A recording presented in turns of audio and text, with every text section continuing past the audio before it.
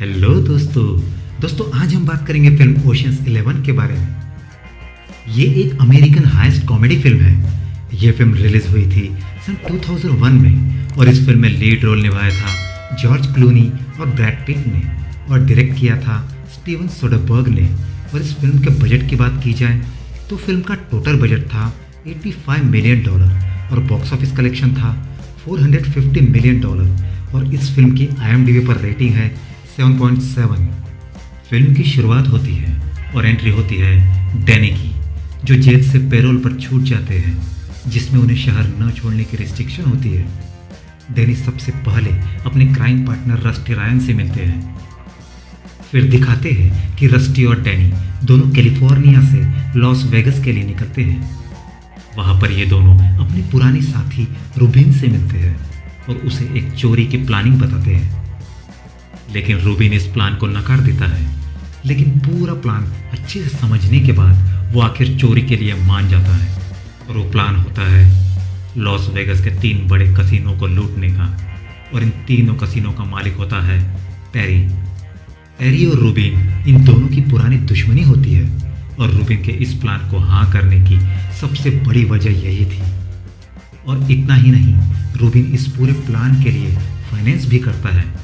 फिर दिखाते हैं कि ये लोग उन तीनों कसिनों में से द ब्लाजियो नाम के कसिनों को लूटने का प्लान बनाते हैं, क्योंकि बाकी दोनों कसिनों का पैसा भी इसी कसिनों में जमा होता है। इस दौरान वो एक अमाउंट का अंदाज़ा लगाते हैं और वो अमाउंट होती है $160 मिलियन।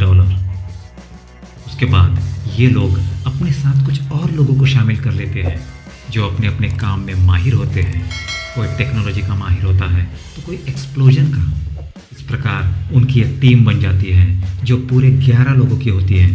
उसके बाद उनकी प्लानिंग शुरू हो जाती है। वो सभी अपना अपना काम संभाल लेते हैं। वो लोग हर चीज़ को देखते हैं, तीनों कसिनों के बारे में पूरी जानकारी हासिल कर लेते हैं।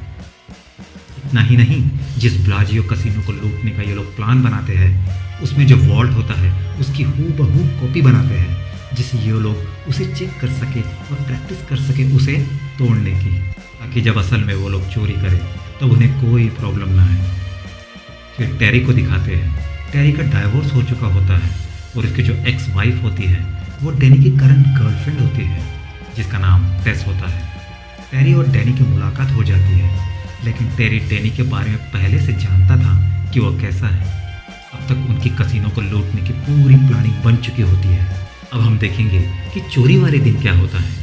चोरी के दिन डैनी ब्लाजियो कसिनो में एंट्री करता है और वो सबके सामने जानबूझकर कैमरे के सामने बैठ जाता है, जिससे टेरी उसे देख ले। जैसा कि हम जानते हैं कि टेरी डैनी के बारे में जानता है। आखिरकार टेरी की नज़र डैनी पर पड़ती है और उसे उस पर शक हो जाता है और वो अपने आदमियों से कहता है कि उसे पकड़ लो। फिर वो लोग डैनी को एक कमरे में बंद कर देते हैं।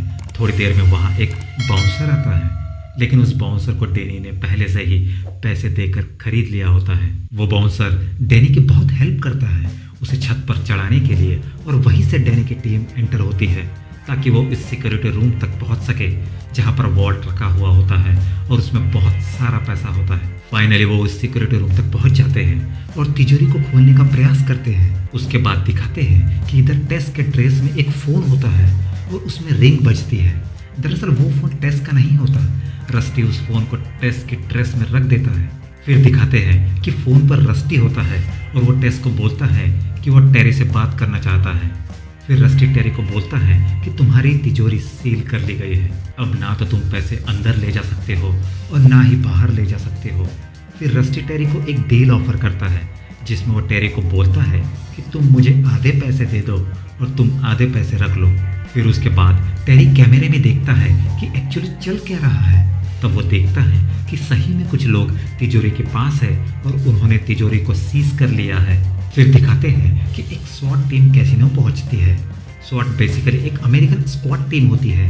अब स्वॉट टीम तिजोरी वाले रूम के पास पहुंच जाती है। तिजोरी के अंदर जो लोग होते हैं उनकी और स्वॉट टीम के बीच एक फायरिंग होती है और एक बड़ा धमाका होता है, जिसमें हम देख सकते हैं कि तिजोरी खुल चुकी होती है और स्वॉट टीम तिजोरी वाले रूम के अंदर घुस जाती है और वहाँ कुछ पैसे जल चुके होते हैं। फिर स्वॉट टीम अपने जरूरी सामान को बैग्स में लेकर वहां से निकल जाते हैं। टेरी यहाँ बहुत परेशान हो जाता है और बार बार वीडियो फुटेज देखता है। फिर अचानक उसका ध्यान तिजोरी वाले रूम के फ्लोर पर जाता है और उसे याद आता है कि कुछ दिनों पहले उसने उस फ्लोर पर ब्लॉक, लेकिन इस फुटेज में साफ दिख रहा है कि वहाँ प्लाजियो नहीं लिखा है। तो सच्चाई ये होती है कि डैनी के सिक्योरिटी एक्सपर्ट टेरी को एक फेक इमेज दिखा रहे होते हैं जो उनके ट्रेनिंग वाले कमरे की होती है। और फिर हमें पता चलता है कि डैनी और उसकी टीम असल में नकली स्वॉट टीम बनकर आई थी और पूरा पैसा वहाँ से टेरी की नज़रों के सामने से ले जाती है। और टेरी यहाँ बेवकूफ़ बन जाता है। वो समझ नहीं पाता कि स्वॉट टीम बैग्स में अपना सामान नहीं बल्कि उसका पैसा ले जा रही थी। अब दिखाते हैं कि टेरी डैनी को देखने के लिए रूम में आता है क्योंकि उसे शक हो जाता है कि ये काम डैनी ने ही किया होगा। लेकिन डैनी सही वक्त पर छत से नीचे अपने कमरे में आ जाता है। फिर भी टेरी बोलता है कि इसमें जरूर तुम्हारा हाथ है, लेकिन डैनी पूरी तरह से इनकार कर देता है। लेकिन टेरी उसकी बात नहीं मानता और डैनी को पुलिस के हवाले कर देता है। पुलिस के पास कोई पुख्ता सबूत नहीं होते, लेकिन जैसा कि हमने पहले बताया था कि डैनी को शहर छोड़ने की इजाज़त नहीं थी, फिर भी उसने शहर को छोड़ा, इसलिए पुलिस उसे पकड़कर ले जाती है। उसके बाद डैनी की पूरी टीम को दिखाते हैं और वो सब लोग सारा पैसा बराबर हिस्सों में बांट लेते हैं और अपनी अपनी जगह निकल जाते हैं। कुछ दिनों बाद डैनी जेल से रिहा हो जाता है और उसे लेने के लिए रस्टी और टेस आते हैं। फिर वो लोग वहाँ से चले जाते हैं, लेकिन टेरी को अभी भी डैनी पर शक होता है कि चोरी इसी ने करवाई थी। इसीलिए वो अपने कुछ आदमियों को डैनी के पीछे लगवाता है और उसे लगता है कि इस तरह वो अपने पैसों तक पहुंच सकता है। इसी के साथ यह मूवी खत्म हो जाती है। दोस्तों, अगर आपको हमारे वीडियोस पसंद आती है तो प्लीज़ सब्सक्राइब कीजिए हमारे चैनल सिनेफ्लिक्स को और बेल आइकन दबाइए और भी अच्छी अच्छी वीडियोस सबसे पहले देखने के लिए। Thank you for watching this video.